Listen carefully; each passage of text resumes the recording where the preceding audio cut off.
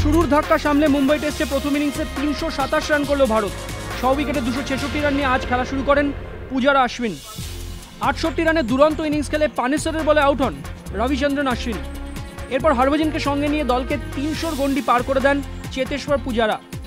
135 run করে গ্রেম সোয়ানের বলে out হন তিনি। 21 রানের ঝোড়ো ইনিংস খেলেন হরভজন সিং। রাত থেকে আকাশে হালকা মেঘ, তার জেরে কিছুটা বাড়ল তাপমাত্রা। আজ শহরের সর্বনিম্ন তাপমাত্রা 18.5 ডিগ্রি সেলসিয়াস, স্বাভাবিকের থেকে যা 1 ডিগ্রি বেশি।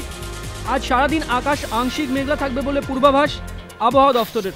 ফলে হালকা শীতের আমেজ থাকলেও আগামীকালও তাপমাত্রা স্বাভাবিকের থেকে কিছুটা বেশি থাকার সম্ভাবনা। শিক্ষার অধিকার আইন রূপায়ণে উদ্যোগ নিচ্ছে না বেশ কিছু স্কুল, বঞ্চিত হচ্ছে স্কুল পড়ুয়ারা। বিভিন্ন সময় উঠে এসেছে এরকমই অভিযোগ। কোথাও বই নিয়ে সমস্যা, তো কোথাও সঠিক পঠন পাঠন পদ্ধতি নিয়ে অভিযোগ, কোথাও আবার মূল্যায়ন ও তার পদ্ধতি নিয়ে প্রশ্ন। এবার সেরকম অভিযোগ যাতে আর মাথাছাড়া না দেয়, সেজন্য রাজ্য সরকারকে উদ্যোগ নেওয়ার পরামর্শ দিল রাজ্য উপদেষ্টা সংসদ। শিক্ষার অধিকার আইন রূপায়ণে পাশ ফেল প্রথার বিলোপ ঘটানো হয়েছে।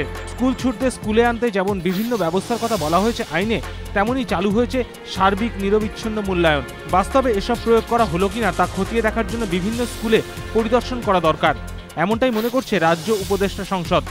সংসদের পক্ষ থেকে এ বিষয়ে রাজ্য সরকারকে সুপারিশও করা হয়েছে।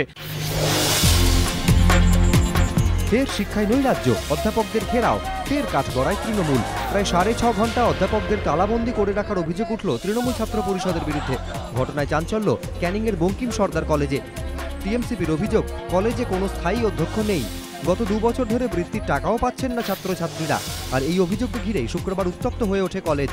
অভিযোগ, এদিন সকাল 10:30 নাগাদ কলেজের গেটে তালা ঝুলিয়ে দিয়ে বিক্ষোভ দেখান টিএমসিপি সদস্যরা। কলেজেই আটকে পড়েন অধ্যাপকরা।